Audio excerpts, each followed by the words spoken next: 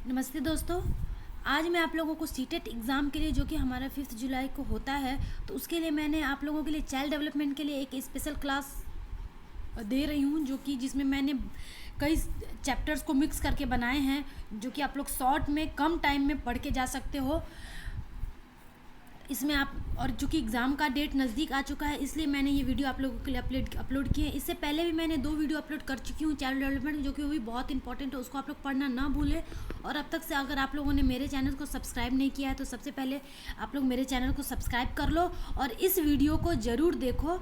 इसमें बहुत सारे चैप्टर्स को मैंने मिक्स करके बनाए हैं एक ही साथ। तो जो मैं आज पढ़ाने जा रही हूँ आप लोगों को बाल विकास। सबसे पहले बाल विकास की अगर हम बात करें, यानी बाल मनोविज्ञान, तो बाल मनोविज्ञान में सबसे पहले मनोविज्ञान को मैं अगर एक्सप्लेन करूँ तो मनोविज्ञान व्यवहार का विज्ञान होता है, जो मनुष्य के व्यवहारों का अध्ययन करता है। मनुष्य के व्यवहार में बहुत तरह के व्यवहार को हम काउंट कर सकते हैं, जैसे व्यक्तित्व, संवेग, अभिप्रेरणा,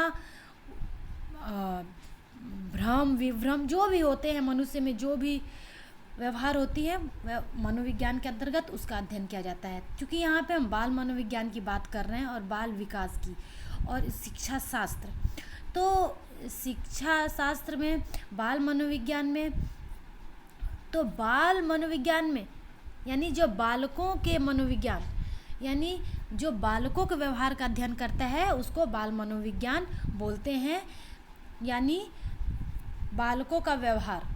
ठीक है, इस तरह से हम बोल सकते हैं। बालकों का व्यवहार में बाल मनोविज्ञान के अंतर्गत जन्म से लेके किशोरावस्था तक के बालकों के व्यवहार का अध्ययन किया जाता है। और यहाँ पे शिक्षा के क्षेत्र में हम अध्ययन कर रहे हैं, तो शिक्षा से जुड़ी विकास, वृद्धि, जो भी कुछ भी हैं, क्या उनको प्रभावित कर रहा है, कैसे होना चाहिए उनका शिक्षा, ये सब कुछ के बारे में हम पढ़ेंगे।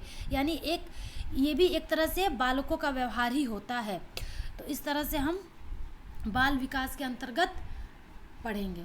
मनोविज्ञान जो है हमारा वो बहुत ही इम्पोर्टेंट है, जो कि मनोविज्ञान का ही एक शाखा होता है बाल मनोविज्ञान। तो इस तरह से तो आज जो हमारा पहला टॉपिक है वो है हमारा अभिवृद्धि और विकास में अंतर। इस तरह से तो अब वृद्धि की बात करें तो वृद्धि में बच्चे के अंग में परिवर्तन, जैसे लंबाई, वजन, आकार में परिवर्तन, यानी सोरेंस के अनुसार सामान्य रूप से अभिवृद्धि शब्द का प्रयोग शरीर और उसके अंगों के भार और आकार में वृद्धि के लिए किया जाता है। जी हाँ, यहाँ बिल्कुल सही है। मैं अपने शब्दों में यहाँ आप लोगों को समझा देती हूँ कि वृद्धि का ये तात्पर्य होता है कि बच्चों के शारीरिक भागों में जो भी परिवर्तन होता है, शारीरिक अंगों में, यानी जैसे लंबाई, वजन, आकार में परिवर्तन, या उनके शरीर के किसी भी पार्ट में परिवर्तन जो होते रहते हैं, उनको वृद्धि बोलते हैं। और अगर हम विकास की अब हम विकास की बात करेंगे, तो विकास एक सतत चलने वाली प्रक्रिया है। इसमें बालक के कद, भार, परिपक्व के अलावा कार्य कुशलता, व्यवहार आदि में सुधार होता है, जो बालक को परिपक्व की ओर बढ़ाता है। मुनरो महोदय के अनुसार परिवर्तन श्रृंखला की वह अवस्था जिसमें बालक भ्रूणावस्था से लेकर प्रौढ़ावस्था तक है। यहाँ भी विकास की अगर हम बात करें तो वृद्धि, मैं अपने शब्दों में समझा देती हूँ आपको वृद्धि और विकास में इन शॉर्ट में, कि वृद्धि में क्या होता है, बच्चों का शारीरिक अंग का विकास होता है। हाथ पैर बढ़ते हैं, बच्चे बड़े होते हैं, लंबे होते हैं, मोटे होते हैं, पतले होते हैं, उनका समय के अकॉर्डिंग ये सब वृद्धि होते रहता है। लेकिन विकास में क्या होता है, ये सब चीज़ तो विकास होते ही रहता है, उनका वृद्धि होती ही रहती है। साथ में उनकी चिंतन करने की प्रवृत्ति बढ़ती है, भाषा के संग बोलने की प्रवृत्ति बढ़ती है। वो पहले रोते हैं, चिल्लाते हैं, जन्म जब लेते हैं, फिर बोलना शुरू करते हैं, फिर उनकी एज के साथ उनका विकास होते जाता है, इंटरनल भी, सामवेगिक, सामाजिक, शारीरिक, मानसिक, ये सभी तरह का उनमें विकास होते जाता है। यानी इसको हम विकास बोलेंगे, यानी वो परिपक्व की ओर बढ़ते जाते हैं। और जो विकास की क्रिया है वो सतत चलने वाली प्रक्रिया है। इसको हम अगर बोले तो ये विकास की जो क्रिया है ये जीवन, जन्म से लेके मृत्यु तक चलने वाली प्रक्रिया है, कभी भी न रुकने वाली ये प्रक्रिया है। और इसमें आदमी हमेशा परिपक्व की ओर ही बढ़ता है। तो इस तरह से वृद्धि और विकास के बारे में आप लोगों को अंतर पता चल गया। अब हम बात करेंगे विकास के सिद्धांत की। तो विकास के सिद्धांत की बात अगर हम करें तो सबसे पहला पॉइंट है हमारा निरंतरता का सिद्धांत। निरंतरता के सिद्धांत के अंतर्गत अगर हम बात करें तो जो विकास की क्रिया है वो निरंतर चलते रहती है, बच्चों की कभी रुकने वाली प्रक्रिया नहीं होती, यानी गर्भ से लेकर मृत्यु तक चलती रहती है। जिसमें शारीरिक, मानसिक, सामाजिक आदि सब कुछ का संपूर्ण विकास इसी निरंतरता के कारण भली भांति संपन्न होता रहता है, एक निरंतर वे में चलती रहती है। अब हम दूसरे बात करें नहीं व्यक्तिक अंतर का सिद्धांत, यानी हर बालक अपने आप में अलग होते हैं। जब वो हर बालक अपने आप में अलग होते हैं तो उनका माहौल भी अलग होता है, अलग अलग परिवार में रहते हैं, अलग सामाजिक माहौल में रहते हैं, अलग धर्म में रहते हैं, अलग वंशानुक्रम यानी जो हम जीन्स और सेल्स आगे हम बात करेंगे उसके बारे में, पीढ़ी दर पीढ़ी जो उनको मिलते रहता है उसके अकॉर्डिंग उनके विकास का प्रभाव पड़ते रहता है, यानी उसके अकॉर्डिंग उनका विकास होता है, यानी व्यक्तिगत भिन्नता के में अंतर पाए जाते हैं और उन्हीं के हिसाब से उनका बच्चों का विकास होता है। तीसरे पॉइंट की अगर हम बात करें, जो हमारा तीसरा पॉइंट है विकास के क्रम का सिद्धांत, यानी विकास एक क्रम में चलता है। क्रम की अगर हम बात करें तो इस तरह से हम बोल सकते हैं कि जैसे मनुष्य जाति का जो बच्चे होते हैं उनका सबसे क्या होता है कि सबसे पहले उनके सर का विकास होता है, फिर धड़ का और फिर पैर और हाथ का विकास होता है। तो ये एक क्रम में चलता है, यानी सभी मनुष्य के बच्चों का विकास का जो क्रम है इसी तरह से चलेगा। ये नहीं कि भारत के बच्चे को अब विकास इस तरह सिर से शुरू हो रहा है तो अमेरिका के बच्चों का पैर से शुरू होगा, नहीं, मनुष्य के बच्चों का जो विकास का क्रम होता है एक समान चलता है, एक ही जैसा होता है सभी बच्चों में। अब हम अपने चौथे पॉइंट की बात करें तो विकास की दिशा का सिद्धांत, ये तो बहुत इंपॉर्टेंट टॉपिक है दोस्तों, इसको आप लोग बहुत ही गौर से ध्यान देना जो मैं आप लोगों को बता रही हूँ। इस विकास को मस्तकोधमुखी विकास कहा जाता है, यानी जो इस विकास में बच्चों का विकास मस्तिष्क से शुरू होता है। सबसे पहले मस्तिष्क का विकास होता है, यानी यहाँ सिर का विकास, फिर धड़ का, हृदय का, ये सब चीज़ का विकास होता है और फिर हाथ और पैर का विकास होता है। तो ये हमारा एक प्रीवियस क्वेश्चन आया हुआ है कि बच्चों की दिशा का सिद्धांत के अंतर्गत आप ये पढ़ रहे हो कि बच्चों का जो विकास का जो क्रम होता है वो पहले सिर से शुरू होता है और फिर लास्ट सबसे पैर होता है, इस तरह से। अब परस्पर संबंध का सिद्धांत हमारा पांचवा पॉइंट है। परस्पर संबंध की अगर हम बात करें तो सामाजिक, मानसिक, शारीरिक, सांवेगिक, ये सभी जो विकास होते हैं बच्चों में, अलग अलग जो कि विकास हैं, ये सब एक दूसरे से रिलेटेड होते हैं, यानी सब कुछ का प्रभाव बच्चों के विकास पे एक मिल के पड़ता है। यानी बच्चा जैसे समाज में रहता है, जैसे संस्कृति में रहता है, जैसे वो सब कुछ का प्रभाव बच्चों पे पड़ता ही है, यानी परस्पर संबंध एक दूसरे से स्थापित होते हैं ये सारे विकास का। अब हमारा 6 पॉइंट है समान प्रतिमान का सिद्धांत। ये मैंने यहाँ पे पॉइंट मेरा रिपीट हो गया है बाय मिस्टेक अलग वर्ड में। समान प्रतिमान का सिद्धांत की अगर हम बात करें तो वही समान रूप से होता है, जैसे मनुष्य के बच्चों का विकास का जो क्रम है तो सारे मनुष्य के बच्चों का एक ही क्रम होता है। तो ये मैंने यहाँ पे दोबारा नोट हो गया है, पर फिर भी मैंने आप लोगों को एक्सप्लेन कर दिया। 7वां पॉइंट है हमारा वंशानुक्रम तथा वातावरण की वृद्धि और विकास पर प्रभाव। बच्चों के विकास पे वंशानुक्रम और वातावरण का बहुत ही प्रभाव पड़ता है।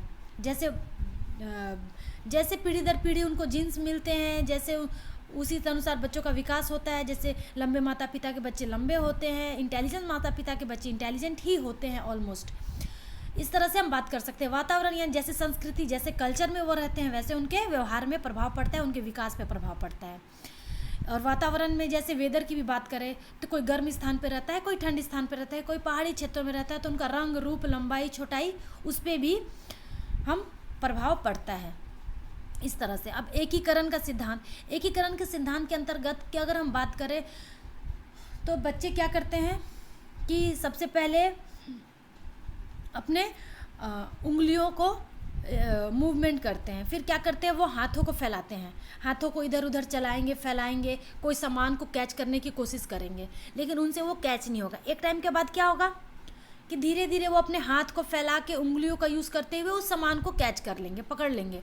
तो क्या हुआ उनका, पहले वो अपने अंग का यूज़ करते करते क्या किए, वो पूरे का एकीकरण करके वो उस काम को कर लिए।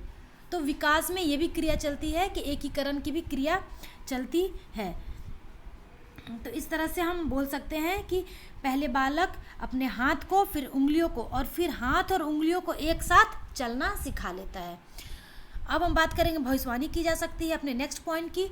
तो अगर किसी बच्चे का हाथ का या ब्रेन का या किसी भी बॉडी पार्ट्स का हम एक्सरे करते हैं या किसी भी इंटेलिजेंस की उसकी आईक्यू लेवल मापते हैं, तो उसके आधार पे हम ये बता सकते हैं कि बच्चा का भविष्य में कितना विकास होगा, किस दर से हो रहा है। इस तरह से जैसे अगर हाथ की अगर हम बात करें, यहाँ पे मैंने हाथ का एग्जांपल दिया है, आगे भी आप लोगों को, तो हाथ की अगर हम बात करें तो बच्चों का जो हाथ है उसका एक्सरे के आधार पे हम ये बता सकते हैं, जो भी एक्सपर्ट होते हैं, कि बच्चों का विकास किस दर से हो रहा है, आगे कितना होगा।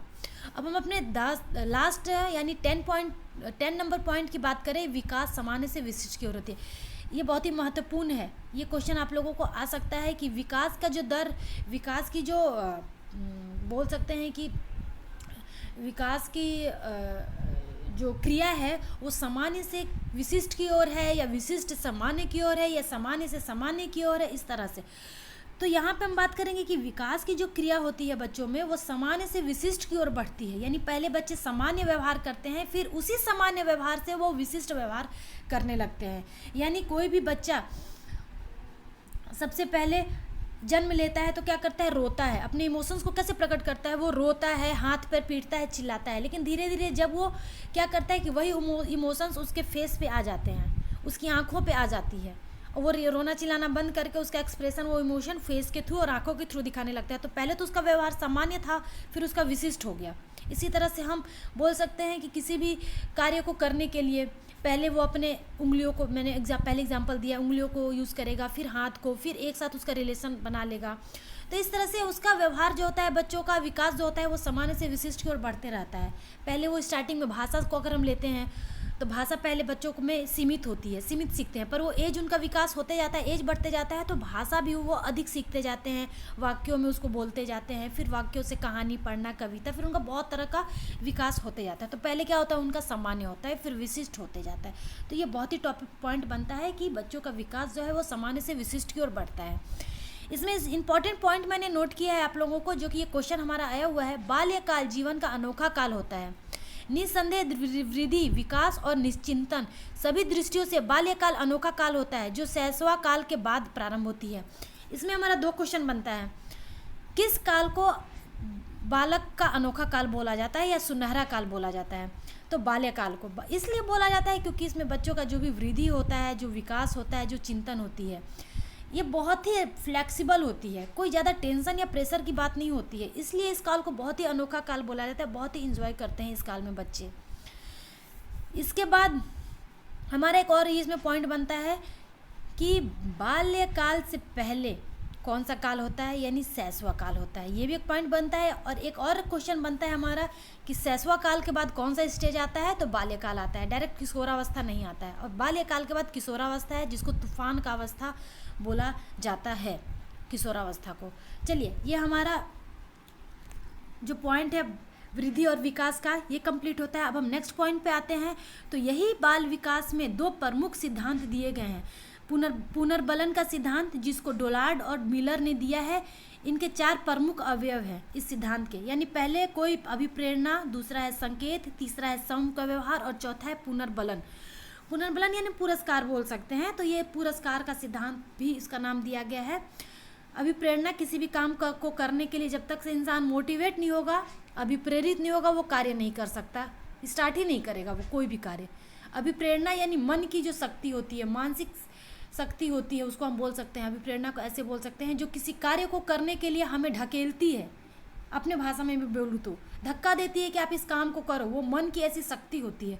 तो वो आपके अंदर बहुत ही ज़रूरी है कि अभिप्रेरणा आपका होना चाहिए किसी कार्य को करने के लिए। जब वो आपको अंदर से अभिप्रेरित करेगी, आप सोचोगे करने के लिए, तब फिर क्या करोगे, करना स्टार्ट करने के चलोगे, फिर आपके सामने उद्दीपन आएगा कि आपको उद्दीपन के अनुसार आप फिर उद्दीपन आपके सामने आएगा, उसको देखोगे, सोचोगे, फिर उसके अकॉर्डिंग अपना व्यवहार शुरू करोगे। व्यवहार शुरू करोगे, अगर आपका काम अच्छा होगा तो आपको अच्छी पुरस्कार मिलेगी, रिजल्ट अच्छा होगा तो, खराब होगा तो आपको खराब पुरस्कार मिलेगा। तो यहाँ पे पुरस्कार भी बहुत मायने रखता है बाल विकास के सिद्धांत पे। पुरस्कार की अगर हम बात करें तो अगर बच्चों को आप बहुत ज़्यादा अप्रिशिएट करोगे, थोड़ा बहुत ख़राब काम कर देने पे भी, तो उनका विकास का लेवल बहुत ही हाई रहेगा। उनको हमेशा मोटिवेशन देते रहोगे तो उनका विकास और मोटिवेशन ही से स्टार्टिंग होके ये पुरस्कार पे ख़त्म होता है। और पुरस्कार बहुत ही इम्पोर्टेंट रखता है बाल विकास के क्रिया में। अब हम बात करते हैं अपने दूसरे इम्पॉर्टेंट विकास की, जो मैंने नोट किया है, वो है हमारा सामाजिक अधिगम सिद्धांत, जिसको बंदूरा और वाटसन ने स्थापित किया था, यानी प्रतिपादन किया है जिसका। सामाजिक अधिगम सिद्धांत के अंतर्गत हम बात करें तो इसमें ये बोला गया है कि बच्चों के विकास पे सामाजिक यानी वातावरण का प्रभाव ज़्यादा पड़ता है और वंशानुक्रम का कोई महत्व नहीं होता है बालकों के विकास में। तो इस पे इन दोनों वैज्ञानिकों ने एक एक्सपेरिमेंट किया था, जिसमें एक वयस्क को हीरो के रूप में लिया गए थे और बच्चों को उस हीरो के रूप में लेके मूवी तैयार की गई थी, जिस मूवी में को 3 पार्ट में बांटा गया था। और हीरो पहले पार्ट में बच्चों को दिखाया गया पहले पार्ट में जो हीरो था वो आक्रामक व्यवहार करता है और उस आक्रामक व्यवहार के लिए उसको पुरस्कार दिया जाता है, ये शाबाशी दी जाती है। दूसरे के लिए दंड दिया जाता है दूसरे पार्ट में वही आक्रामक व्यवहार के लिए, और तीसरे पार्ट में सेम वही आक्रामक व्यवहार करता है और उसको ना तो पुरस्कार दिया जाता है और ना तो दंड दिया जाता है। तो फिर बच्चों का निरीक्षण किया जाता है, तो बच्चे जिसमें हीरो को पूरा दंड दिया जाता है उस व्यवहार को या उस पार्ट को ज़्यादा पसंद नहीं करते हैं वो, और जिसमें पुरस्कार से उनको मोटिवेट किया जाता है उसको वो ज़्यादा पसंद करते हैं। यानी इस तरह से इस एक्सपेरिमेंट में बोला जा सकता है कि बच्चों के विकास पे सामाजिक का बहुत प्रभाव पड़ता है और वंशानुक्रम का कोई महत्व नहीं है इसके अनुसार। तो इसमें क्वेश्चन ये आपका बनता है कि सामाजिक अधिगम सिद्धांत में ये आपका 2 जो भी मनोवैज्ञानिक है उनका नाम पूछ देगा, और वो एक्सपेरिमेंट के बारे में अगर पूछ देता है तो आप लोग इस तरह से बता सकते हो। इसमें हमने 2 क्वेश्चन नोट किए हैं आप लोगों के लिए, बहुत ही इंपॉर्टेंट है।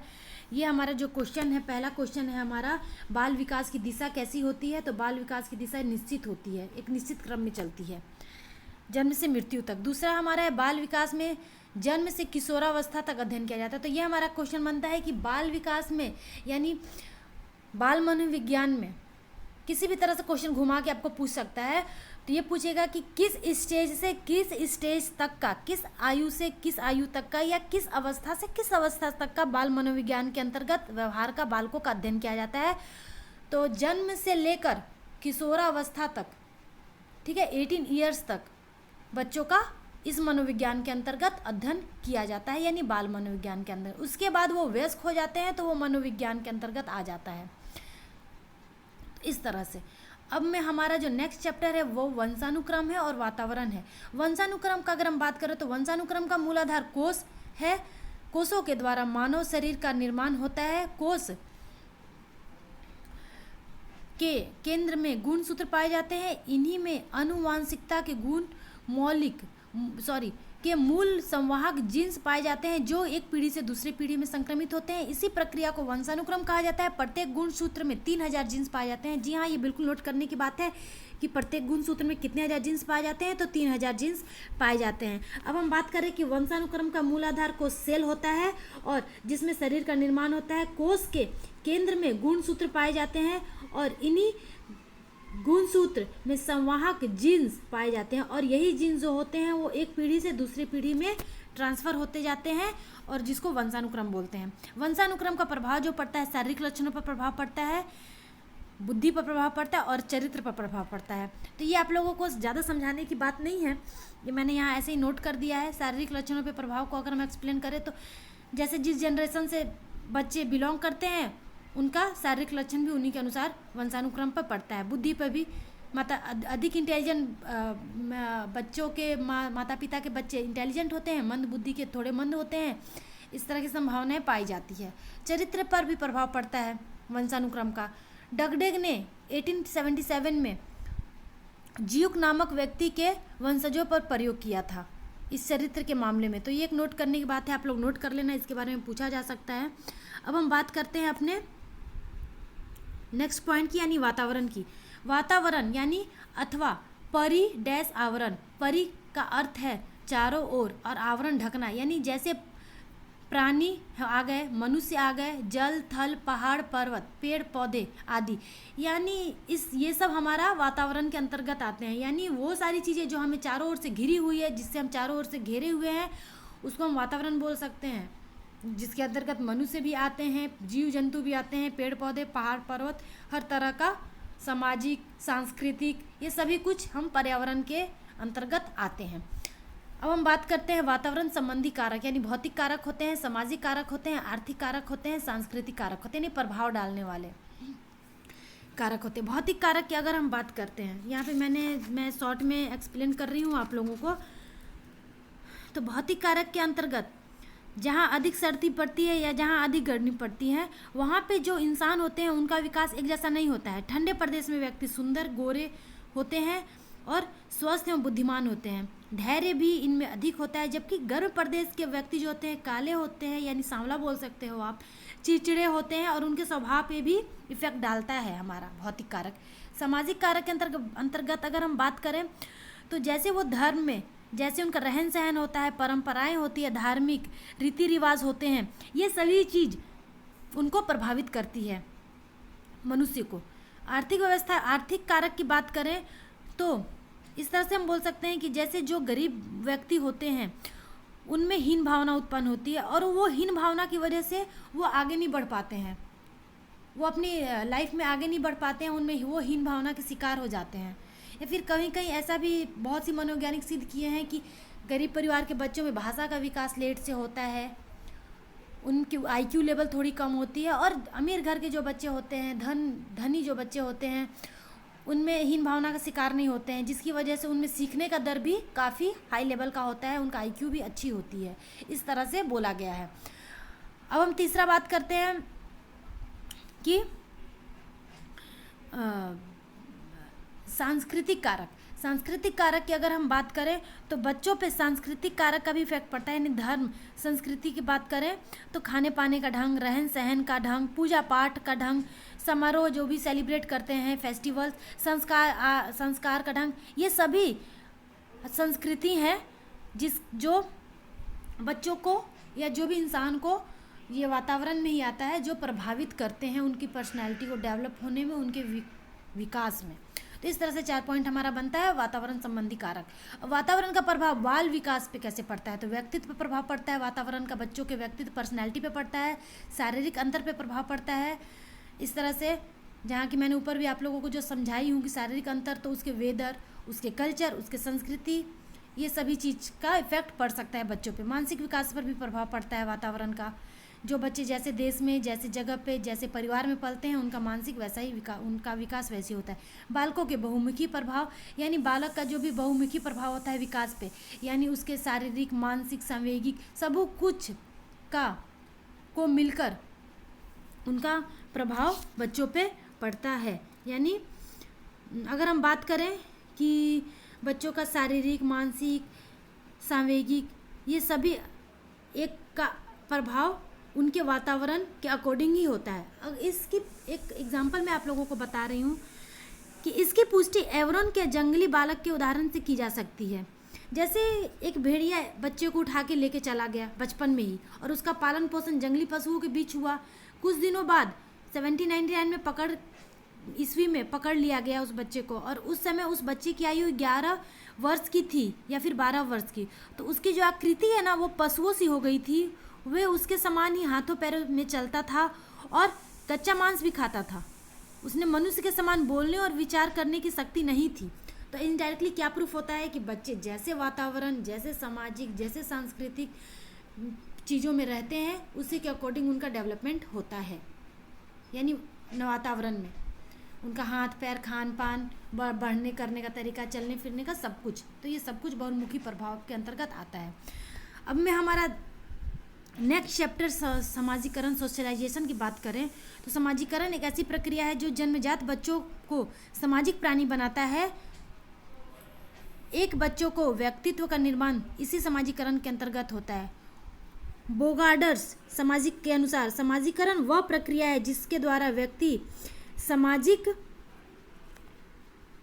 कल्याण हेतु एक दूसरे पर निर्भर रहकर व्यवहार करने सीखता है। समाजीकरण के अंतर्गत बालक परंपराओं, मूल्यों, नैतिकता, आदर्शों, संस्कृति से परिचित होता है। जी हाँ, ये बिल्कुल सही बोल सकते हैं कि सोशलाइजेशन जो है हमारा, बच्चे जन्म से ही उनमें सोशलाइजेशन नहीं होता है। जन्म लेते हैं बच्चे और जैसे उनकी आयु 2 साल, हम बोल सकते हैं कि 2 साल की उम्र से या 1.5-2 साल की उम्र से उनका सोशलाइजेशन शुरू होता है। और सबसे पहले उनके सोशलाइजेशन का जो स्रोत होता है वो परिवार होता है। परिवार से वो कल्चर सीखते हैं, उनकी नीड होती है, उनकी आवश्यकताएं बढ़ती है, धीरे धीरे वो स्कूल, फ्रेंड्स, ग्रुप, खेल कूद में आगे बढ़ते जाते हैं, ग्रुपिंग करते हैं और उनका सोशलाइजेशन, सामाजिकता से वो परिचित होते जाते हैं। तो इस तरह से मैं अपने शब्दों में आप लोगों को यहाँ पे मैं सामाजिकता का एक्सप्लेन कर रही हूँ। अब बच्चों का सामाजिकरण का स्रोत, जी हाँ, मैंने पहले बताया कि बच्चों का सामाजिकरण का स्रोत यानी किसके थ्रू वो सामाजिकरण की ओर आगे बढ़ते हैं, क्या क्या उनको सपोर्ट करता है सामाजिकरण की ओर ले जाने के लिए। सबसे पहला हमारा साधन होता है परिवार, फैमिली, माता पिता, भाई बहन, उनके व्यवहारों को देखते हैं, उनसे ज़रूरतें उत्पन्न होती है, भावनाएं आदान प्रदान होते हैं, इमोशंस बढ़ते हैं, आवश्यकताएं बढ़ती हैं, बहुत सारी बातें हैं, वो हम बहुत डिटेल में पढ़ेंगे, कभी अपने चैप्टर्स को मैं एक्सप्लेन करूंगी तो मैं आप लोगों को बताऊंगी। यानी यहाँ पे मैं ये बोलना चाहती हूँ कि सबसे पहला स्रोत होता है बच्चों के समाजीकरण का, वो है परिवार।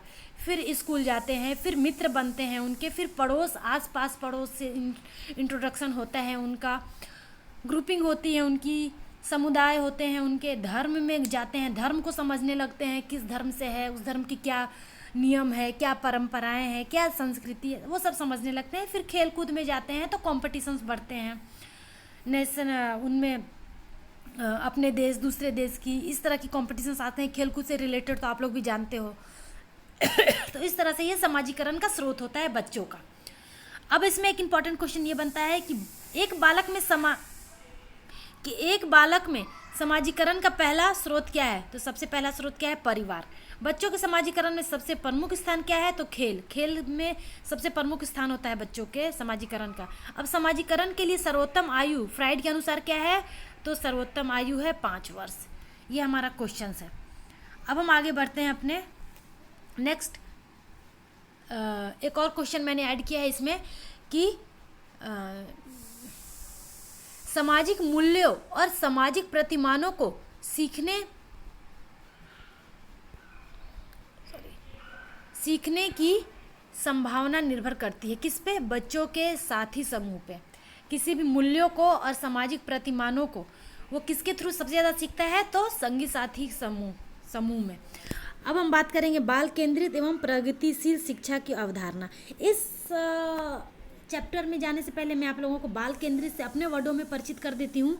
बाल केंद्रित, जैसा कि आज क्वेश्चन हमारा प्रीवियस क्वेश्चन भी एक बनता है कि आज की शिक्षा पद्धति किसकी ओर केंद्रित है, क्या किस पे केंद्रित है, शिक्षक पे, बालक पे, परिवार पे, गार्जियन, इस तरह से पूछा जाता है। तो बाल केंद्रित शिक्षा है यानी बालकों पे केंद्रित है। ये हमारा प्रीवियस क्वेश्चन, बहुत इंपॉर्टेंट क्वेश्चन है दोस्तों, तो इसको ध्यान से देखना।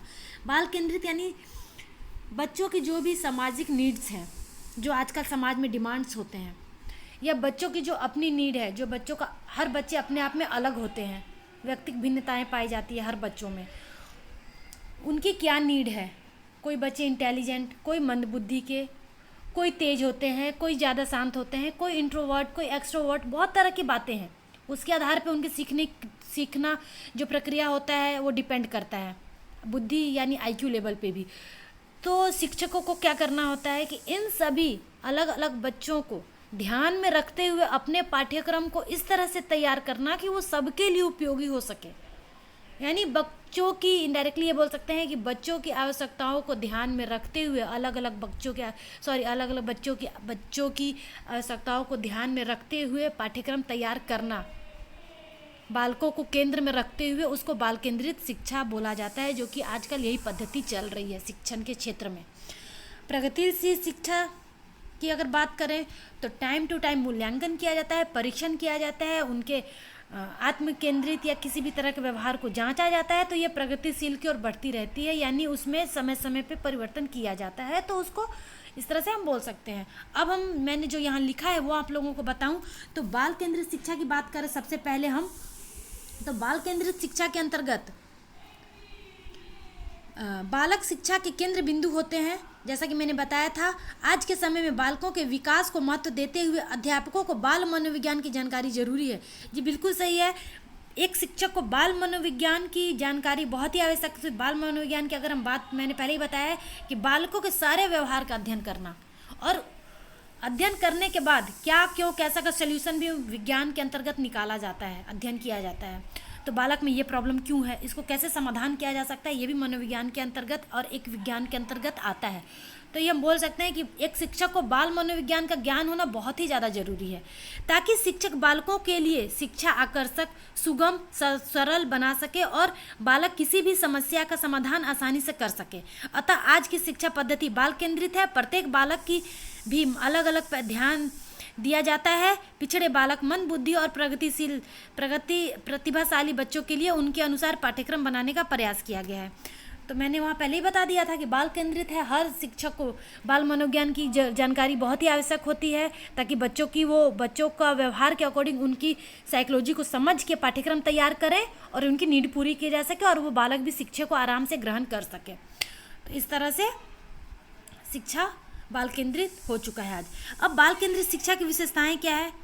पहला विशेषता है बालकों को समझना। बिल्कुल सही, बालकों को समझना चाहिए। शिक्षण विधि, बालकों को समझते हुए अपनी टीचिंग मेथड को यूज़ करना चाहिए कि कौन सा बालक कैसा है, उसके लिए कौन सा टीचिंग मेथड या आज की सामाजिक आवश्यकताएं क्या है, उसके अकॉर्डिंग टीचिंग मेथड को यूज़ करना चाहिए। मूल्यांकन और परीक्षण, समय समय पर मूल्यांकन और बच्चों का परीक्षण करते रहना चाहिए कि उन्हें कितनी ज्ञान हुई है, कितने ज्ञान की ज़रूरत है, या बच्चों में क्या परिवर्तन हो रहा है, उनके व्यवहार में क्या परिवर्तन हो रही है, उनकी नीड क्या है। उनका ये मूल्यांकन समय समय पे एक अध्यापक को करना चाहिए, ताकि वो उनके अकॉर्डिंग अपने पाठ्यक्रम को तैयार कर सके। उनका मूल्यांकन समय समय पे बालकों का करना चाहिए।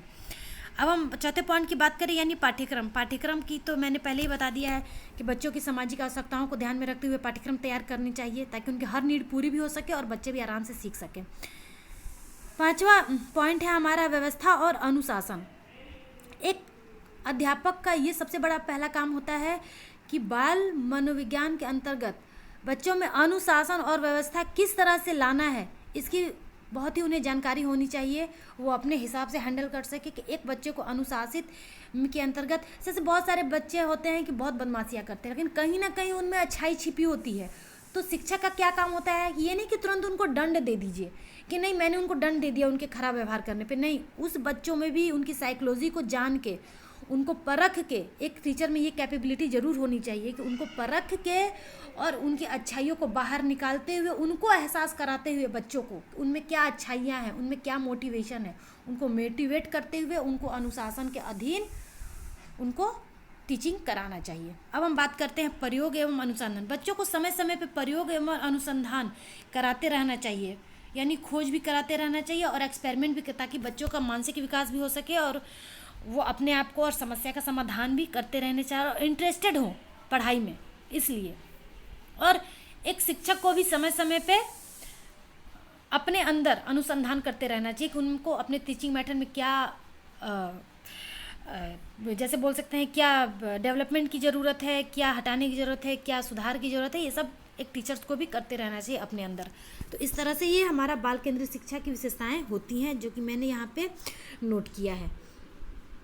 अब आगे बात करते हैं हम सातवां पॉइंट की अपनी, यानी क्लास की समस्याओं का निदान। हर बालकों को क्लास की समस्याओं को उनके आगे प्रेजेंट करना चाहिए और उनकी समस्याओं का निदान भी उन्हीं से मांगना चाहिए, ताकि उनकी साइकोलॉजी को टीचर जान सके। अब चलिए आगे बात करते हैं, यानी प्रगतिशील शिक्षा के अंतर्गत यहाँ मैंने 4 पॉइंट नोट किया है।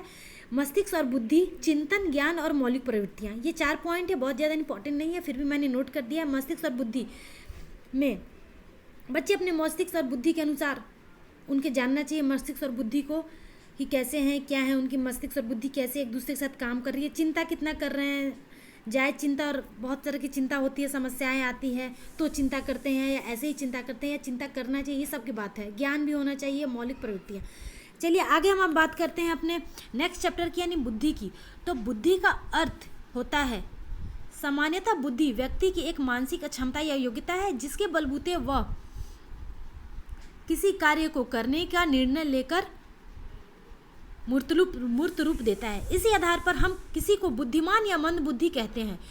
यहाँ पे बोरिंग के अनुसार 1923 ने औपचारिक परिभाषा दिया है, बुद्धि परीक्षण जो मापता है वही बुद्धि है, पर यह बुद्धि परीक्षण का निश्चित अर्थ नहीं पता चलता। यहाँ पे मैंने इसलिए नोट किया है कि सबसे पहले बुद्धि की परिभाषा जिस मनोवैज्ञानिक ने दिया था उनका नाम है बोरिंग, जो 1923 में, पर इनकी परिभाषा को कंप्लीट नहीं माना गया, उससे बुद्धि का परिभाषा एक्सप्लेन नहीं हुआ।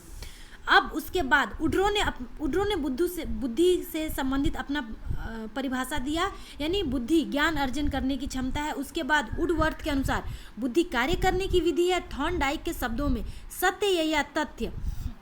थॉर्नडाइक के शब्दों की अगर हम बात करें तो थॉर्नडाइक के शब्दों में सत्य या तथ्य के दृष्टि से अच्छी प्रक्रियाएं की शक्ति बुद्धि है। थॉर्नडाइक का आप लोग नोट कर लेना बुद्धि के मामले में, अगर एग्जाम में पूछता है तो। लेकिन अब मैं अपने भाषा में समझाऊं, बुद्धि तो एक मानसिक प्रक्रिया है। बुद्धि में सबसे पहले बुद्धि सब कुछ को मिला के, मैं अपने वर्डों में बोलना ये चाहती हूँ कि बुद्धि सब कुछ को मिला के जब वो बाहर हमारे व्यवहार से निकल के आता है और किसी चीज़ को हम सॉल्व कर लेते हैं प्रॉब्लम्स को, तो उसके आधार पे वो बुद्धि होता है। जिस तरह से ये देखिए हम बता सकते हैं कि बुद्धि एक मानसिक क्रिया है। मानसिक क्रिया यानी वो अपने दिमाग से सोचता है, समझता है, फिर व्यवहार करता है, तो वो एक IQ लेवल उसका बन जाता है। यानी वो किस स्टाइल से अपने समस्याओं को सल्यूशन करता है, कितनी जल्दी करता है, कितनी फास्ट करता है। तो ये बुद्धि जो होती है एक मानसिक क्रिया होती है, जिसमें अपने व्यवहार को मूर्त रूप देता है, अपने चिंतन को मूर्त रूप देता है। ठीक है, तो इसी तरह से हम बोल सकते हैं। अब हम आगे पॉइंट की अगर बात करें तो ये हमारा आगे जो पॉइंट है वो है बुद्धि के सिद्धांत। बुद्धि के सिद्धांत के मामले में बहुत सारे वैज्ञानिकों ने अपने अपने सिद्धांत प्रस्तुत किए हैं, जिनमें अगर हम बात करें बुद्धि के सिद्धांत को तो पहला सिद्धांत यानी एक तत्व सिद्धांत। एक तत्व सिद्धांत की अगर हम बात करें तो इसके प्रतिपादक हैं वो स्टर्न और बीने प्रमुख हैं, और टर्मन यहाँ पे मैंने नोट किया है, स्टर्न, बीने और प्रमुख है और टर्मन। ठीक है, तो आप लोग ये याद कर लेना। इन्होंने बुद्धि को अखंड और अविभाज्य इकाई माना। उनका विचार के अनुसार व्यक्ति की विभिन्न मानसिक योग्यताएं एक इकाई के रूप में काम करती है। यानी इस तरह से हम बोल सकते हैं कि बुद्धि सब में सामान्य होती है, यानी सब लोग अपने अपने IQ लेवल पे काम करते हैं, कोई उनमें एक्स्ट्रा चीज़ नहीं होती है। वो एक ही तत्व होता है जो बुद्धि लोगों में परिवर्तित होती जाती है और वो उसी के अकॉर्डिंग काम करते हैं। तो इस तथ्य को ना मानते हुए दूसरे वैज्ञानिकों ने अपना फिर से बुद्धि के सिद्धांत से रिलेटेड एक और तथ्य दिया, जिसको द्वितत्व सिद्धांत भी बोलते हैं, यानी द्वितत्व सिद्धांत भी बोलते हैं। द्वितत्व सिद्धांत को का प्रतिपादन स्पीयरमैन ने किया। इनके अनुसार बुद्धि के दो तत्व होते हैं, सामान्य तत्व और विशेष तत्व, यानी एक नॉर्मल फैक्ट और एक एक्स फैक्टर। तो इस एक्स फैक्टर के बारे में हम लोग नॉर्मली जनरली भी अपने भाषा में यूज़ करते हैं कि अरे इसमें तो एक्स फैक्टर है, ये एक्स फैक्टर है, यानी ये सिंगिंग में बहुत एक्सपर्ट है, ये डांसिंग में बहुत एक्सपर्ट है। तो इस तरह से सामान्य बुद्धि यानी कोई ड्राइव कर रहा है, कोई लिख रहा है, कोई पढ़ रहा है, तो ये एक सामान्य बुद्धि में जो कि इक्वालिटी सब में चलती है। तो इसको हम स्पीयरमैन का कहने का ये मतलब है कि सामान्य तत्व होता है जो सब में होती है, और एक विशेष तत्व होता है जो सब में नहीं होती है, सब में अलग अलग होती है। किसी में विशेष तत्व की अगर बात करें तो कोई सिंगिंग में है, कोई एक्टिंग में है, कोई डांसिंग में है, तो हर किसी में अपना अपना एक अलग गुण होता है। तो उसको हम एक्स फैक्टर यानी विशेष तत्व बोल सकते हैं। यानी बुद्धि के दो तत्व होते हैं स्पीयरमैन के अनुसार। और जो इस तरह से मैंने यहाँ नोट किया है कि सामान्य तत्व में सामान्य योग्यता होती है और विशिष्ट में विशिष्ट योग्यता होती है, जो सभी में स्पेशल और अलग होती है। ठीक है, अब हम तीसरे तत्व की बात करेंगे, यानी समूह तत्व या तीन तत्व बोल सकते हैं, जिसके संस्थापक हैं या जिनके प्रतिपादक है थर्स्टन।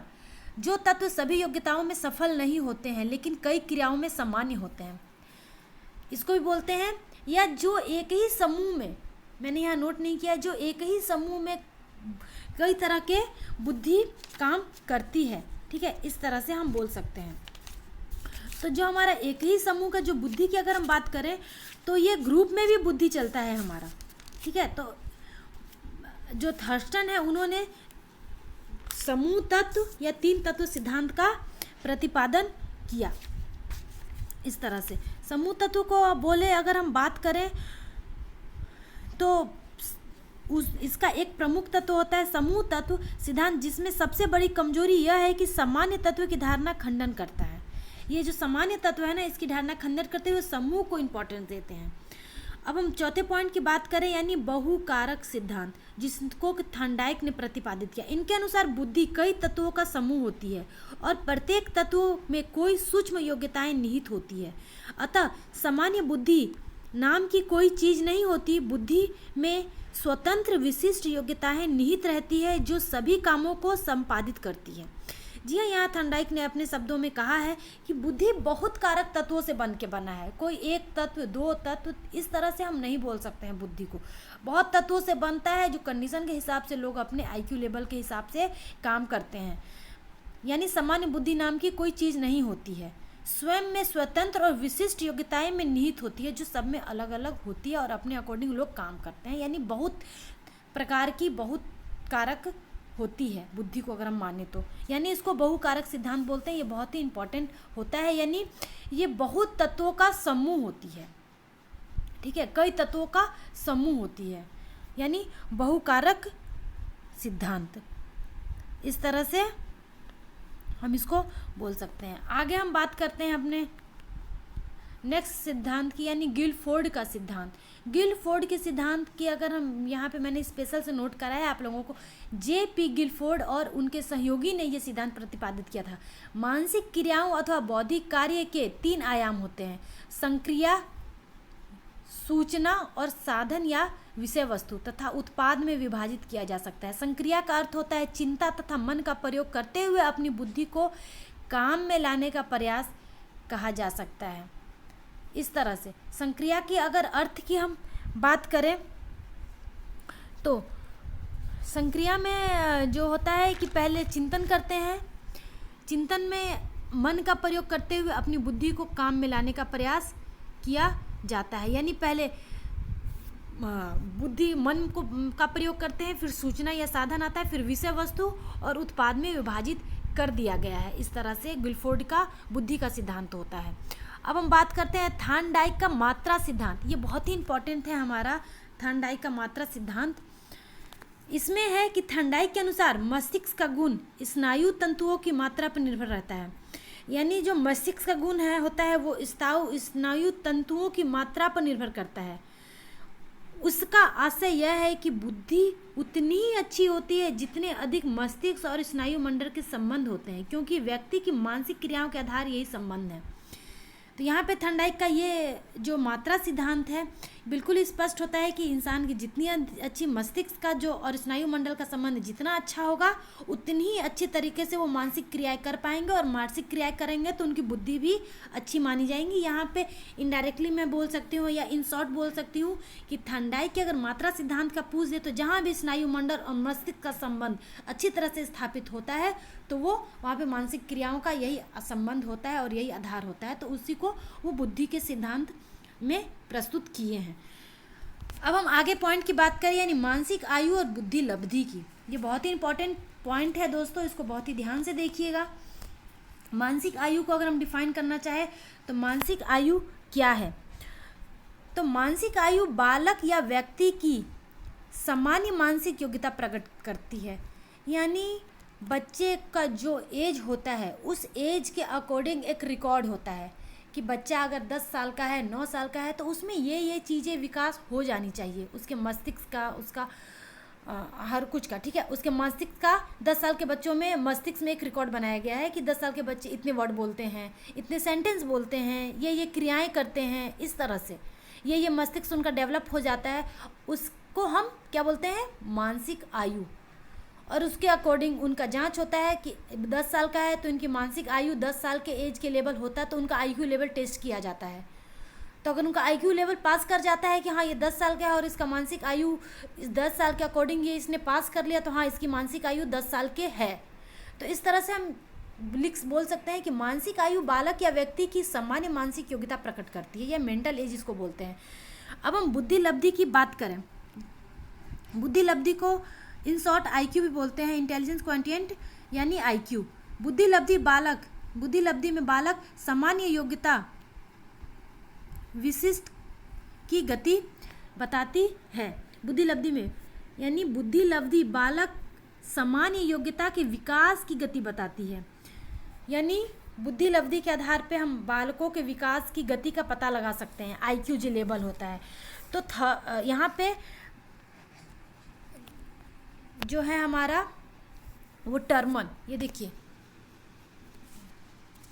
टर्मन के ने अपने परीक्षणों से यह निष्कर्ष निकाला कि मानसिक आयु बालक के मानसिक विकास की बुद्धि के संबंध में नहीं बता सकती, क्योंकि विभिन्न बालकों में मानसिक विकास की गति अलग अलग हो सकती है। ये तो पहले भी मैंने पढ़ाया है कि हर बच्चों का मानसिक विकास अलग अलग हो सकता है। इस गति को ज्ञात करने के लिए उन्होंने यानी टर्मन ने बुद्धि लब्धि यानी आईक्यू के सूत्र प्रतिपादित किए। तो यहाँ पे हमारा एक क्वेश्चन बनता है कि आईक्यू यानी आईक्यू का जो सूत्र होता है, फॉर्मूला होता है, उसका प्रतिपादक कौन है, यानी टर्मन है। तो उसके जो प्रतिपादक है वो हमारे टर्मन। अब सूत्र क्या है हमारा बुद्धि लब्धि का, तो यहाँ पे बुद्धि लब्धि का सूत्र है मानसिक आयु बाई वास्तविक आयु इंटू 100। ठीक है, तो यहाँ पे हमारा जो सूत्र है ये हुआ है, यहाँ पे मैंने इंग्लिश में लिख दिया है आप लोगों को, I Q equal to M A by R A या सी ए बोल सकते हैं। आर ए यानी रियल एज, और या फिर सी ए यानी क्रोनोलॉजिकल एज बोलते हैं सी ए को, और इंटू 100। तो इस तरह से एग्जाम्पल मैंने देके समझाया है कि यदि किसी बालक की मानसिक आयु 12 वर्ष है और रियल एज यानी क्रोनोलॉजिकल एज सी ए यानी 10 वर्ष है, तो उसकी आईक्यू क्या होगी। तो इस तरह से हम हल कर सकते हैं कि 12/10 इंटू 100 यानी 120, यानी आईक्यू बुद्धि लब्धि 120 होती है। यानी 120 वाले बच्चे को क्या बोला जाता है, 120 में लेवल में जो होते हैं वो उनको अति श्रेष्ठ बोला जाता है। यानी इस बच्चे की आईक्यू अच्छी है मानी जाती है, काफ़ी अच्छी मानी जाती है इस तरह से। तो इस तरह से अगर बुद्धि का जो सूत्र पूछे यानी पूछा भी गया है हमारे प्रीवियस क्वेश्चन में, तो बुद्धि का जो सूत्र होता है ये है, इसका प्रतिपादन टर्मन ने किया है। टर्मन ने जो अपनी बात बताई है, अपना जो तथ्य प्रस्तुत किया है ये है, ये आप लोग नोट कर लेना। उसके बाद इसको एक एग्जाम्पल देके मैंने हल किया है। ये एग्जाम्पल जो मैंने हल किया है ना, ये आप लोगों को एग्जाम्स में भी पूछ सकता है इस तरह से क्वेश्चन करके। तो फटाक से आप लोग हल करके उसका आईक्यू लेवल इस तरह से निकाल के आप लोग आंसर दे सकते हो। तो आईक्यू लेवल ऐसे निकाल के आप लोग दे देना अगर कि एग्जाम्स में आते हैं तो। चलिए अब आगे बढ़ते हैं। टर्मन ने बुद्धि लब्धि का वर्गीकरण किया है कि कितनी आईक्यू लेवल कितनी होगी तो बच्चों को क्या माना जाएगा, क्या बोला जाएगा। तो यहाँ पे मैंने रिकॉर्ड किया है 140 से अधिक आईक्यू लेवल के बुद्धि को बच्चे को जीनियस माना जाता है, यानी प्रतिभाशाली बुद्धि। और उसके बाद जो दूसरा है 120 यानी 120 से लेके 140 तक के बच्चों को वेरी सुपीरियर यानी अति श्रेष्ठ के लेवल में रखा जाता है। 110 से लेके 120 यानी 120 तो यहाँ पे आ गया हमारा, ठीक है, 140 तक। उसके बाद हमारा आता है कि जो हमारा 100, तो यहाँ पे हमारा जो 140 तक के वेरी सुपीरियर, फिर 110 से 120 तक का अगर हम बात करें तो श्रेष्ठ। उसके बाद हम बात करें यहाँ पे 90 से 110 तक के बच्चों को सामान्य बुद्धि यानी एवरेज के अंदर रखा जाता है। यानी पूछ दिया जाए कि 90 जिन बच्चों का आईक्यू लेवल है उनको किस कैटेगरी के अंदर रखा जाएगा बच्चों को, तो वो एवरेज यानी सामान्य बुद्धि। और 110 लेवल तक के आईक्यू लेवल तक के। उसके बाद हम 80 से 90 तक को मंद बुद्धि के अंतर्गत रखा जाता है। आगे हम बात करें यानी 70 से 80 के आईक्यू लेवल के बच्चों को क्षीण बुद्धि के अंतर्गत रखा जाता है। 70 से आईक्यू लेवल से जिनका कम है उनको निश्चित क्षीण बुद्धि के अंतर्गत रखा जाता है। और 50 से 70 के बीच के यानी यहाँ पे मैंने नोट किया है उनको अल्प बुद्धि के अंतर्गत।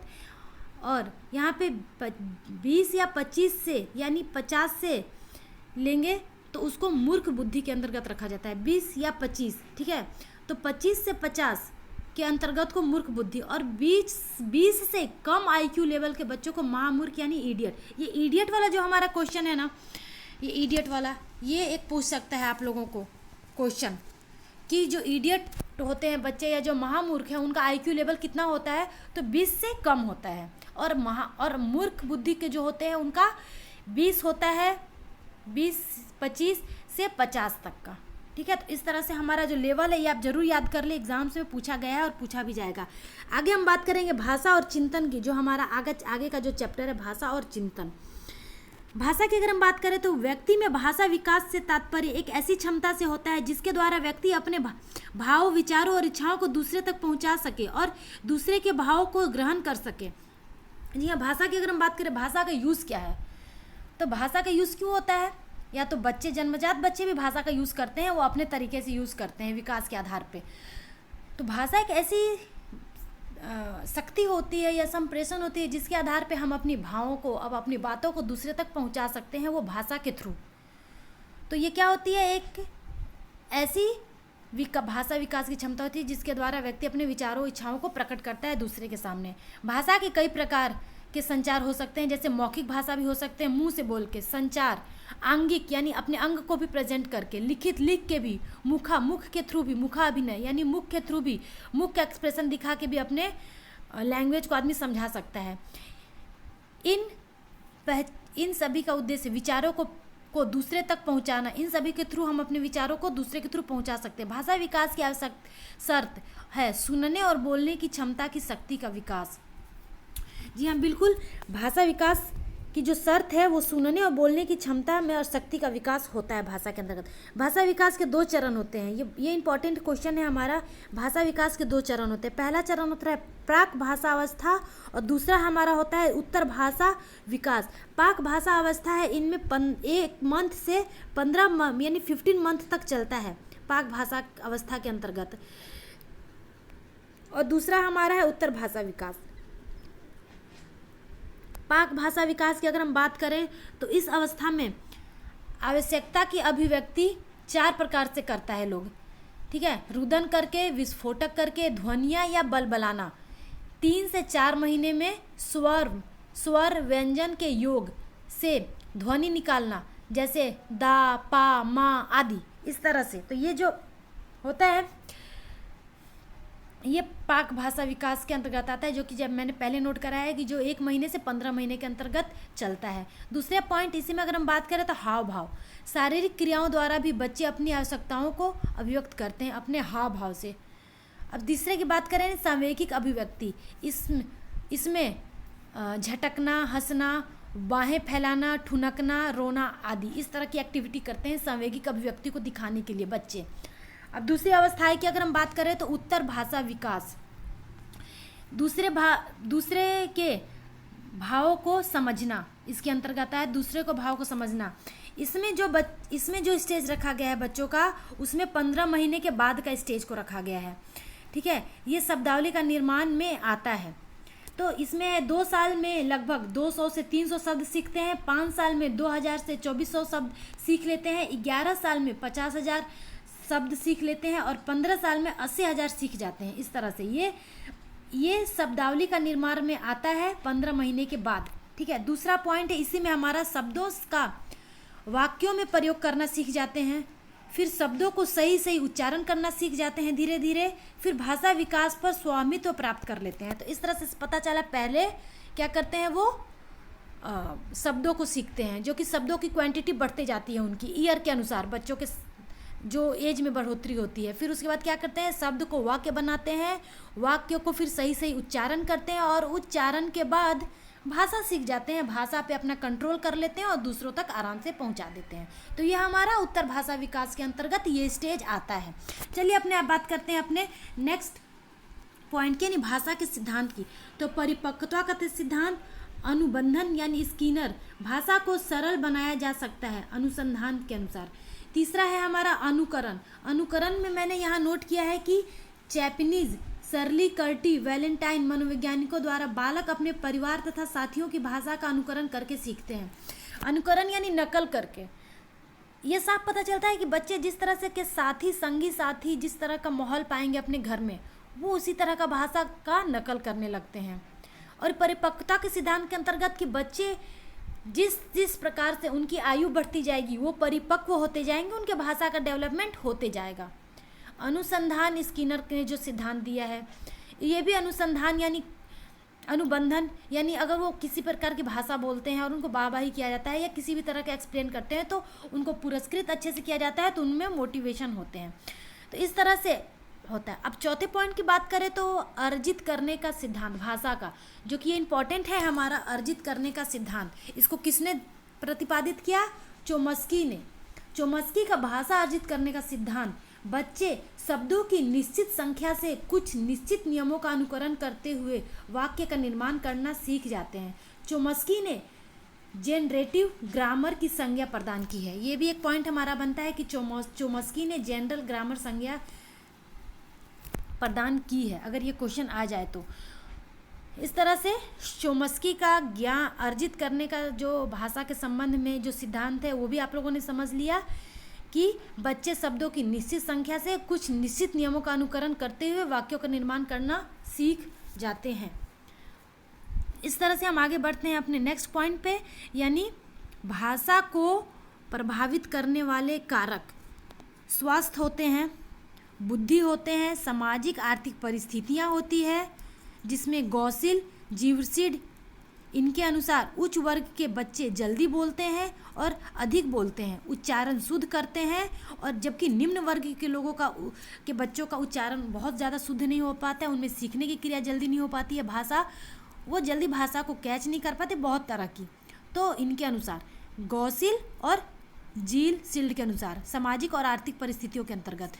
चौथा है हमारा लिंग भिन्नता, जिसमें इरविन और चेन ने अपना विचार प्रकट किया है कि लिंग भिन्नता के आधार पे भी, यानी लड़के और लड़कियों में जो भिन्नताएं होती हैं कि लड़कियां जल्दी सीखती हैं या लड़के कम जल्दी सीखते हैं भाषा, इस तरह का विचार इन लोगों ने प्रकट किया है। परिवार का आकार, जी हाँ, परिवार का आकार, यानी जिस परिवार का आकार बड़ा होता है, यानी ज्वाइंट फैमिली होती है, वहाँ पे बच्चों को बोलने का अवसर, सीखने का अवसर, भाषा ज़्यादा अवसर प्राप्त होता है। तो बच्चे ज़्यादा भाषा के बारे में, भाषा जल्दी सीखते हैं, जल्दी वाक्य सीखते हैं, जल्दी शब्दों को सीखते हैं, वाक्यों को उच्चारण करने लगते हैं। इस तरह से जो बच्चे न्यूक्लियर फैमिली में रहते हैं उनको ज़्यादा अवसर प्राप्त नहीं होता है, ज़्यादा उनको समय नहीं दिया जाता है, इस तरह से हम बोल सकते हैं, तो वो थोड़ा लेट सीखते हैं। अब हम बात करेंगे बहुजन्म,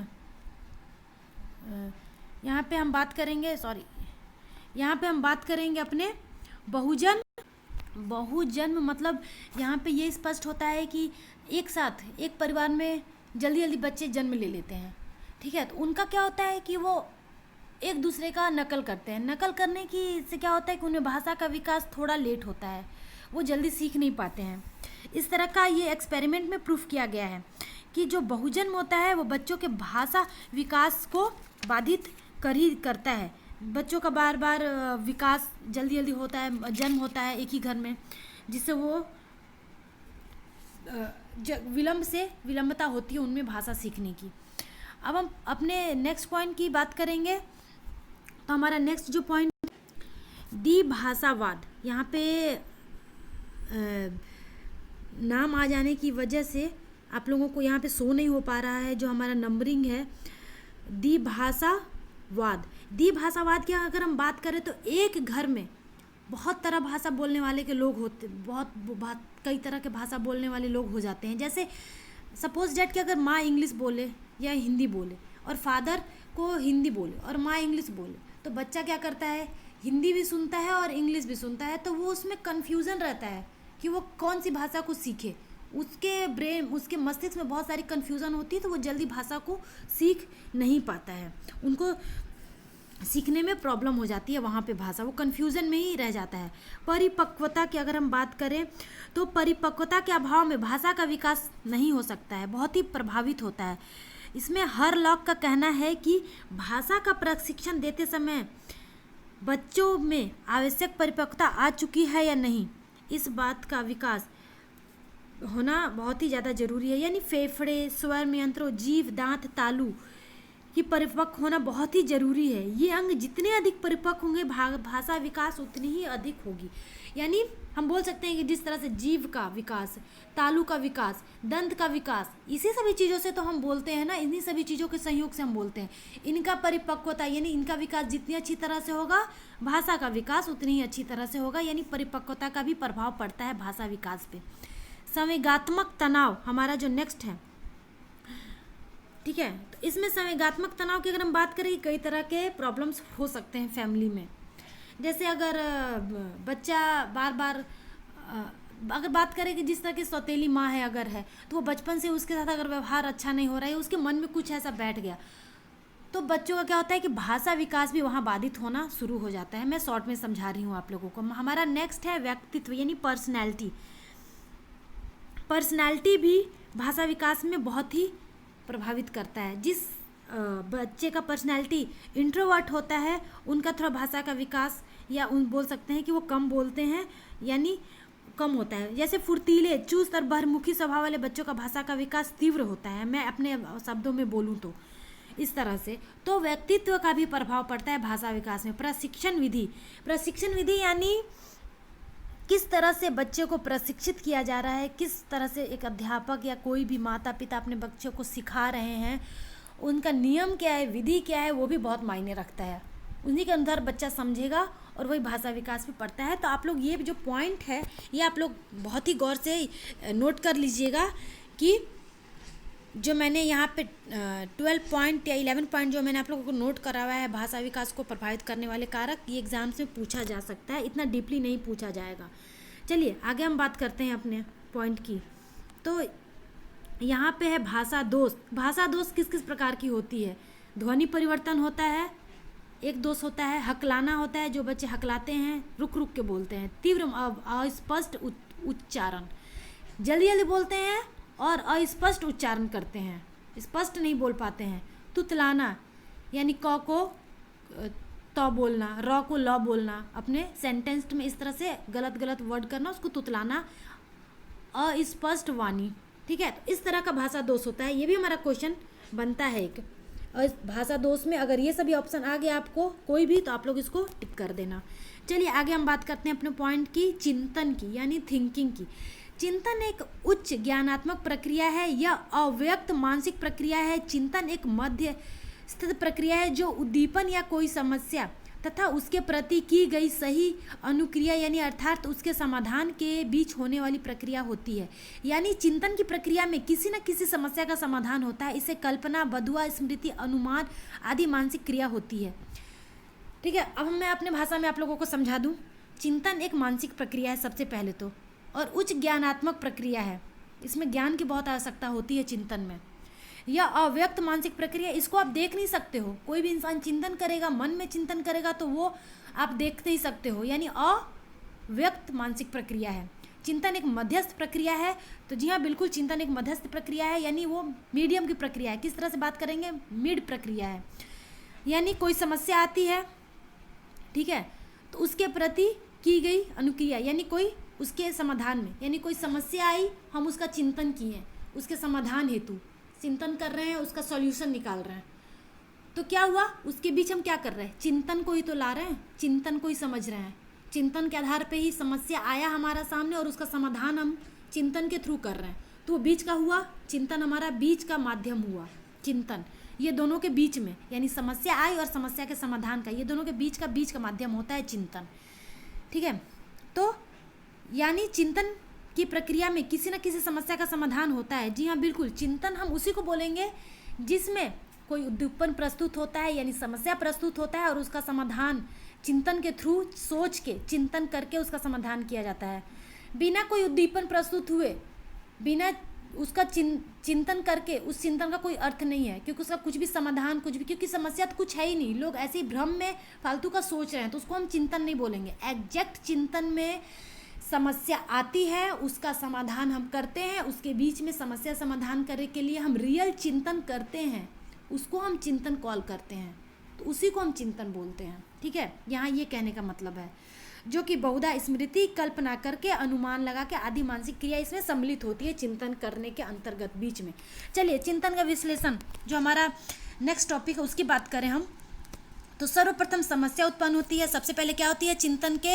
चिंतन एक एक्टिविटी के रूप में आप मानिए, मानसिक एक्टिविटी। चिंतन क्यों हम करेंगे? चिंतन बेवजह क्यों करेंगे? किसी को कुछ प्रॉब्लम्स होती है, एक्स्ट्रा चिंतन करने की, मानसिक बीमारियां होती है, तो उसकी बात अलग है। नॉर्मल एक इंसान चिंतन क्यों करेगा? उसके सामने कोई प्रॉब्लम आएगी, प्रॉब्लम आई उसके सामने, सबसे पहला स्टेज। दूसरा, उसने अनुमान लगाया प्रॉब्लम कैसा है, क्या है। ठीक है, तीसरा, उसने समस्या समाधान करने की चिंतन की, उसके बाद उसने निर्णय ले लिया कि हमें ये करना है समस्या समाधान के लिए, यानी वो पूरा एक कंप्लीट हो गया ये स्टेज। और उसके बीच में क्या हुआ? एक, आप इसको एक सर्कल की तरह, क्या हो गया? चिंतन। तो ये पूरा एक चिंतन का प्रक्रिया होता है। चिंतन में ये प्रक्रिया होती है, यानी सबसे पहले समस्या उत्पन्न होती है, फिर अनुमान लगाता है, फिर समस्या समाधान करता है, फिर निर्णय पे पहुंच जाता है, अपने रिजल्ट पे। चलिए आगे बात करते हैं चिंता तथा कल्पना में अंतर की अगर हम बात करें। ठीक है, यहाँ पे चिंतन और कल्पना कि अगर हम बात करें तो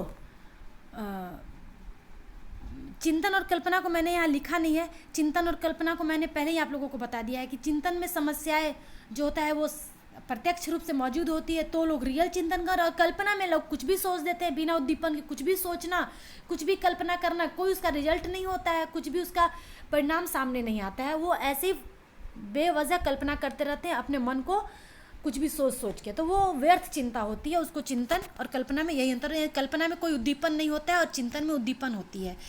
कल्पना में कोई समस्या समाधान नहीं होता है और चिंतन में समस्या समाधान होती है। तो इस तरह से हम इसको डिफाइन कर सकते हैं। चलिए अपने नेक्स्ट पे आते हैं। बाल चिंतन के प्रकार। प्रत्याख्यातात्मक चिंतन होता है, कल्पनात्मक चिंतन होता है और प्रत्यात्मक चिंतन होता है। 3 प्रकार के चिंतन होते हैं। अब हम अपने नेक्स्ट पॉइंट की बात करें, यानी चिंतन का विकास। तो चिंतन के विकास की अगर हम बात करें तो 1 से 2 वर्ष की अवस्था में प्रारंभ होती है। ये बच्चे जब 1 से या 2 साल के होते हैं तो चिंता अपने हिसाब से वो चिंता करना प्रारंभ कर देते हैं। भाषा विकास के कुछ समय बाद प्रारंभ हो जाती है ये, यानी भाषा विकास में जैसे जैसे 1-2 साल में जैसे कुछ शब्द सीखने लगते हैं तो उनका चिंतन शुरू हो जाता है। प्याजे के अनुसार 7 वर्ष की अवस्था तक बालक की प्रवृत्ति आत्म केंद्रित प्रकार की होती है, यानी बालक अपने स्वयं के संबंध में चिंतन ज़्यादा करता है। बालक क्या होता है कि जब छोटा होता है तो वो कहीं बाहर नहीं निकलता है, घर परिवार में ही रहता है। उसमें जितनी ज्ञान होती है उसमें 7 वर्ष की में वो ज़्यादातर क्या करता है कि वो आत्म केंद्रित ही रहता है, अपने अंदर की बातों के ही अनुसार, अपने अंदर में की जो बातें होती हैं उन्हीं में वो चिंतन करते रहता है। तो 7 वर्ष की स्टेज में, ये प्याजे के सिद्धांत के अकॉर्डिंग है। प्याजे के अनुसार 3 से 7 वर्ष की अवस्था में बालकों में कुछ विशेषताएं, चिंतन का स्तर निम्न होता है, दैनिक जीवन से संबंधित जीवन को लेकर चिंतन करते हैं। चिंतन का जो स्तर होता है, यानी 7 वर्ष की अगर हम बात करें प्याजे के अनुसार 3 से 7, तो चिंतन का स्तर निम्न होना, दैनिक जीवन से संबंधित जीवन को लेकर चिंतन करता है। ठीक है। दूसरे पॉइंट की बात करें, तार्किकता, संगति चिंतन का अभाव होता है। तर्क कम होती है, संगति चिंतन का अभाव कम होता है। तीसरे पॉइंट की बात करें, यानी एक घटना के आधार पर ही निष्कर्ष निकालते हैं। कोई भी उनके साथ घटना हो जाती है, एक बार उनको अनुभव प्राप्त हो जाता है, तो उसी घटना के हिसाब से जब आगे भी कुछ उनमें आती है सोचने की बात, तो उसी को वो अपने एक्सपीरियंस को, पास्ट एक्सपीरियंस को लाके उसी के अनुसार वो चिंता करने लगते हैं। 7 वर्ष की उम्र के तक के बारे में प्याजे के अनुसार ये बोला गया है, ऐसा तथ्य। आत्म केंद्रित प्रवृत्ति होती है, यानी वो अपने बारे में ही चिंतन करते रहते हैं। चिंतन की प्रवृत्ति आत्म केंद्रित होती है। नेक्स्ट पॉइंट की बात करें, यानी बालक सजीव और निर्जीव दोनों को सजीव ही मानकर चिंतन करता है। जी हाँ, बालक के सामने सजीव चीज़ हो या निर्जीव चीज़ हो, दोनों को ही वो सजीव मान के चिंतन करता है। सजीव को तो सजीव मानता ही है, निर्जीव को भी, जैसे कुर्सी, मेज, ये सब का भी अगर कुछ उसको चिंतन करना होता है तो वो सबको वो सजीव के रूप में ही देखता है और उसी के अनुसार वो सोचता है बालक। चलिए अपने नेक्स्ट पॉइंट की अगर हम बात करें इस तरह से, तो नहीं, नेक्स्ट पॉइंट की अगर हम बात करें यानी अपने नेक्स्ट वीडियो की, तो अपने नेक्स्ट वीडियो में हमारा जो आगे का जो चैप्टर है चाइल्ड डेवलपमेंट का, वो मैं आप लोगों को इस पार्ट 2 करके लाऊंगी इस वीडियो में। और इस पार्ट 2 में मैं आप लोगों को चाइल्ड डेवलपमेंट का कंप्लीट चैप्टर कंप्लीट करा दूंगी। इस वीडियो में ये मेरा पार्ट 1 है और पार्ट 2 वीडियो ज़रूर देखिएगा, उसमें आपका चाइल्ड डेवलपमेंट का जो चैप्टर छूटा है वो कंप्लीट हो जाएगा। क्योंकि ये वीडियो कुछ ज़्यादा लंबा हो जाता, इसलिए मैंने शॉर्ट में 2 पार्ट में करने के लिए सोची हूँ। तो ये मेरा पार्ट 1 और पार्ट 2 आप लोग ज़रूर देखना, फॉलो करना, तभी आप लोगों का चैप्टर कंप्लीट हो पाएगा। तो चलिए अभी हम जो नेक्स्ट चैप्टर पढ़ेंगे उसका मैं आप लोगों को थोड़ा सा इंट्रो करा देती हूँ। इसमें प्याजे का संज्ञानात्मक सिद्धांत, कोहलरबर्ग का सिद्धांत, और इस तरह का मैं आप लोगों को ये अलग से चैप्टर में बताऊंगी, ये जो भी हमारे सिद्धांत है मेन। उसके बाद हम जो पढ़ेंगे विकलांग बच्चे और भाषा और चिंतन के बाद जो हमारा आता है, जो भी चैप्टर्स आएगा, आई थिंक हमारा 4 या 5 चैप्टर ड्यू रह गया है। जैसे लैंगिक मुद्दे के बारे में पढ़ाएंगे, समाज के बारे में बच्चों के, उसके बाद व्यक्तिगत भिन्नताएं, ये चैप्टर हैं हमारे। ठीक है, तो नेक्स्ट चैप्टर के साथ मिलते हैं अपने नेक्स्ट वीडियो पे। और ये 5 जुलाई के लिए आप लोग ज़रूर प्रिपेयर करो, इस चैप्टर को पढ़ो। इसमें बहुत ही आपको प्रीवियस क्वेश्चन, बहुत इंपॉर्टेंट क्वेश्चन मैंने टॉपिक में ही ऐड करके बता दिए हैं। चलिए मिलते हैं अपने नेक्स्ट वीडियो के साथ, तब तक के लिए थैंक यू सो मच और मेरे इस वीडियो को देखते रहिए। चलिए।